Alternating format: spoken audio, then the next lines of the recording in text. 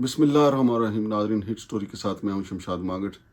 ناظرین، ایک تو خبر یہ ہے کہ جناب باجوہ کے حوالے سے عمران خان صاحب نے ہاتھ ہولہ کر دیا ہے، یعنی اس حوالے سے کوئی خفیہ معاملات طے پا گئے ہیں۔ اور پھر دوسری خبر یہ ہے کہ صدر علوی صاحب نے مراد سعید کے حوالے سے سپریم کورٹ کو خط لکھا ہو، وہ بڑا اہم خط ہے۔ اور پھر ناظرین، ہمارے جو جناب وزیر داخلہ رانا ثناء اللہ صاحب ہیں، انہوں نے لاہور ہائی کورٹ کے خلاف سپریم کورٹ میں جانے کا اعلان کر دیا ہے۔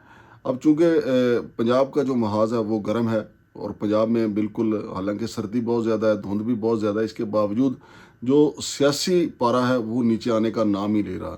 جون جولائی سے زیادہ گرم ہے اس وقت صورتحال جو پنجاب کی ہے اور وفاق کی ہے۔ تو ناظرین، پہلی بات تو یہ کہ جو میں آپ کو بتاؤں کہ سابق army chief general Qamar Javed Bajwa صاحب کے حوالے سے اگر آپ نے دیکھا ہو تو اب عمران خان صاحب ان کا نام لیے بغیر تنقید کرتے ہیں۔ اس کی ایک وجہ یہ بھی ہے کہ چودھری پرویز لائی اور مونس لائی صاحب نے بھی ان سے درخواست کی ہے کہ جناب ہم آپ کے اتحادیے ہاتھ ہولہ رکھیں۔ اور ناظرین، ویسے بھی جناب باجوہ صاحب اپنے قریبی جو ان کے دوست ہیں، صحافی ہیں، سیاستدان، ان کو بلا بلا کے بتاتے ہیں کہ میں نے عمران خان پہ کیا کیا احسانات کیے۔ ناظرین، باجوہ صاحب کی اگر بات مان بھی لی جائے کہ انہوں نے عمران خان پہ احسانات کیے، تو پھر ان کے خلاف مدعی بن کے سامنے آ جائیں گے میاں نواز شریف۔ آپ کو یاد ہے کہ جب عمران خان کی حکومت اپنے عروج پہ تھی اور عمران خان جو ہیں وہ بار بار کہا کرتے تھے کہ حکومت اور عسکری قیادت ایک پیج پہ ہے، تو اس وقت لندن سے جناب نواز شریف صاحب خطاب کیا کرتے تھے اور کہا کرتے تھے کہ باجوہ صاحب آپ کو حساب دینا پڑے گا۔ تو اگر جناب باجوہ صاحب نے عمران خان پہ واقعی احسانات کیے ہیں تو پھر یہی تو نواز شریف صاحب کا بیانیہ ہے کہ عمران خان پہ احسانات کر کے ان کے ساتھ جو ہے وہ دشمنی کی گئی، حالانکہ باجوہ صاحب کو نواز شریف صاحب لے کے آئے تھے۔ پھر شہباز شریف کو لائے گئے تو پھر عمران خان صاحب کھڑے ہو گئے، وہ کہتے ہیں کہ میرے ساتھ دشمنی کی گئی۔ حالانکہ اگر دیکھا جائے کہ باوردی سیاست جو جناب باجوہ صاحب نے کی، اور یہ جو جناب باجوہ صاحب کی جو سیاست تھی یہ 6 طرفہ نہیں تھی بلکہ 10 طرفہ تھی، کیونکہ ہر ایک کو انہوں نے لولی پاپ دیا تھا۔ کہیں وہ علیم خان کو وزیر اعلیٰ بنانے کے خواب دیکھ رہے تھے، کہیں وہ جناب علی چودھری پرویز لائی کے لیے کوشش کر رہے تھے کہ ان کو وزیر اعلیٰ بنا دیا جائے، اور کہیں پہ وہ خواجہ آصف کے لیے نرم گوشہ رکھتے تھے، اور کہیں پہ وہ شاہد خاقان عباسی کو ایک بار پھر وزیر اعظم بنانے کی کوششیں کر رہے تھے اور اپنی ایکسٹینشن کے بدلے۔ یعنی باجوہ صاحب نے سیاست، تو اس میں کوئی شک نہیں ہے کہ باجوہ صاحب نے جب تک وردی پہنے رکھی بے دریغ سیاست انہوں نے کی، اور یہی وجہ ہے کہ آج جس نہج پہ ہم کھڑے ہوئے ہیں اس کی ایک وجہ باجوہ صاحب بھی ہیں۔ لیکن باجوہ صاحب کو سب سے پہلے یہ سوچنا چاہیے کہ جب وہ کہتے ہیں کہ میں نے عمران خان پہ بے شمار احسانات کیے، تو پھر نواز شریف کے ساتھ دشمنی کرنے کی کیا ضرورت تھی؟ اسی طریقے سے، اور اگر عمران خان پہ احسانات کیے تو پھر عمران خان کے ساتھ دشمنی کرنے کی کیا ضرورت تھی؟ تو یہ وہ ساری چیزیں ہیں جو ہمارے ملک میں چل رہی ہیں، اور اس کا نقصان بھی ہو رہا ہے۔ ملک جو ہے ہمارا ڈیفالٹ کے قریب پہنچا ہوا ہے، معیشت پوری طریقے سے خراب ہے۔ اور ناظرین، دوسرا جو عمران خان پہ الزام آتا ہے کہ وہ سیاست میں ٹھہراؤ نہیں آنے دے رہے، جارحانہ پن ہے۔ یہ ہر بندے کا اپنا اپنا طریقہ کار ہے سیاست کا۔ محترمہ بینظیر بھٹو چونکہ ایک خاتون سی صنف نازک تھیں، اس لیے وہ جو ان کے خلاف اوچھے ہتھ کنڈے استعمال کیے جاتے تھے وہ تھوڑا سا نرم سیاست کی طرف چلی جاتی تھی۔ لیکن عمران خان جو ہے وہ نرمی کا نام ہی نہیں لے رہے، بلکہ ان کے خلاف ایک ایکشن ہوتا ہے، وہ اگلا ایکشن اس سے بھی زیادہ سخت کر دیتے ہیں۔ ابھی پنجاب اسمبلی اور خیبر پختونخوا اسمبلی کو جو ڈیزالو کرنے کا معاملہ ہے، وہ اگرچہ چلا تو ہائی کورٹ سے گیا تھا، لیکن وہاں سے ہائی کورٹ نے گارنٹی لے کے پرویز لائی کو بحال کر دیا۔ اب رانا ثناء اللہ صاحب نئی منطق لے کے آئے ہیں، وہ کہہ رہے ہیں جی ہمارے ساتھ تو بڑا ظلم ہو گیا کہ ہائی کورٹ نے ان کو مکمل اختیارات کے ساتھ کیوں بحال کیا ہے۔ دوسری طرف اگر پی ٹی آئی کا اگر موقف سنیں تو وہ کہتے ہیں کہ جناب گارنٹی کیوں مانگی گئی، گارنٹی کے ساتھ کیوں بحال کیا گیا۔ تو رانا ثناء اللہ صاحب نے ایک تو اپیل کیا سپریم کورٹ سے، سپریم کورٹ اس پہ از خود نوٹس لے، اور دوسرا انہوں نے کہا کہ وہ لاہور ہائی کورٹ کے معاملے کو لے کے جائیں گے سپریم کورٹ میں، اور پی ٹی آئی بھی کہہ رہی ہے کہ ہم بھی معاملے کو سپریم کورٹ میں لے کے جائیں گے۔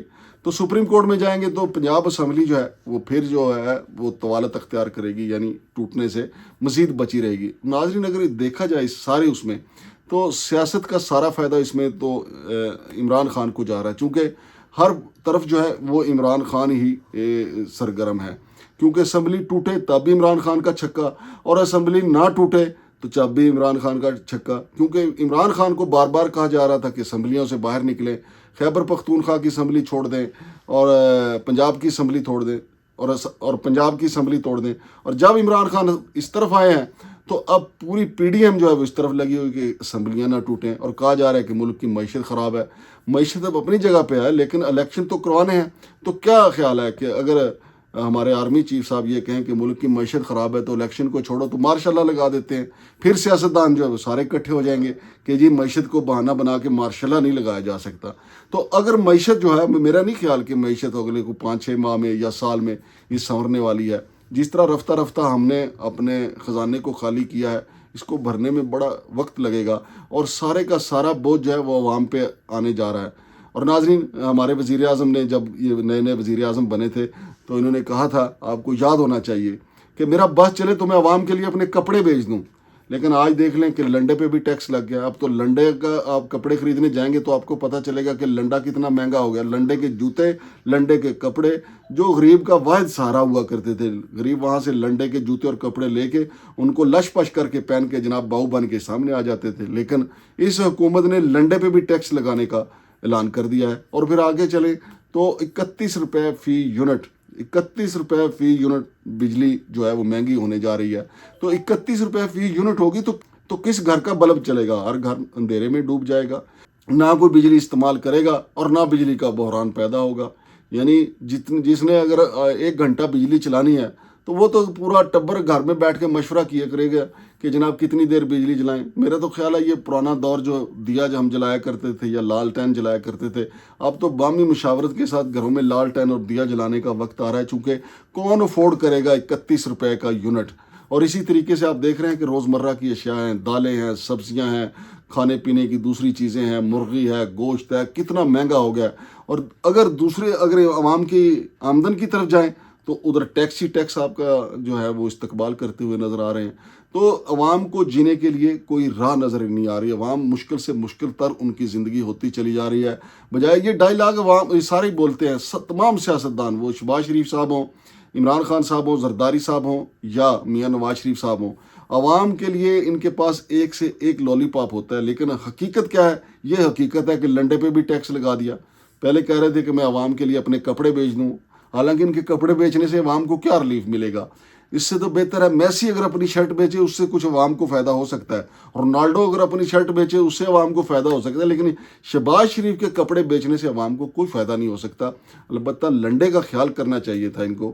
لنڈا ہمارے جو غریب آدمی ہے، بلکہ اب تو متوسط طبقہ، اگر آپ لنڈے میں جائیں آپ کو اچھے خاصے کھاتے پیتے گھرانے کے لوگ وہاں پہ نظر آئیں گے، چونکہ لنڈے کے سوا اب چارہ کوئی نہیں رہ گیا۔ دوسری تو چیز آپ جو ہے برانڈڈ چیزیں بہت مشکل ہو گئی ہیں خریدنی۔ تو ناظرین، اس طریقے سے عوام کا جینا انہوں نے محال کر دیا۔ اور ناظرین، دوسرا آپ کو یہ خبر دینا بھی ضروری ہے کہ جناب صدر عارف علوی صاحب نے سپریم کورٹ آف پاکستان کو خط لکھا ہے مراد سعید کا صاحب کے حوالے سے۔ انہوں نے کہا کہ مراد سعید صاحب کی زندگی کو شدید خطرات لاحق ہیں، کیونکہ مراد سعید نے ایک خط صدر پاکستان کو لکھا تھا۔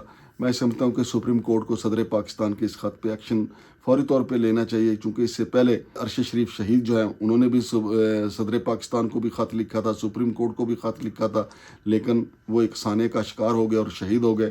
اب مراد سعید جو ہیں وہ خط لکھ رہے ہیں، لہٰذا چاہ جائے کہ ایسا کوئی صورتحال پیدا ہو، قوم ایک اور سانحہ دیکھنے کی متحمل نہیں ہو سکتی۔ سپریم کورٹ کا اس کا از خود نوٹس لینا چاہیے اور ایسے تمام عوامل جو مراد سعید کی زندگی کے لیے خطرات پیدا کر سکتے ہیں ان کا تدارک کرنا چاہیے۔ اور ویسے بھی پاکستان میں دہشت گردی کی ایک نئی لہر آئی ہوئی ہے، اور اسی دہشت گردی کے حوالے سے کچھ الزامات مراد سعید نے لگائے تھے۔ تو یہ ساری چیزیں دیکھنے والی ہیں، دیکھتے ہیں کہ ارباب اختیار کیا کرتے ہیں۔ شمشاد مانگٹ کو اجازت دیجیے، اللہ حافظ۔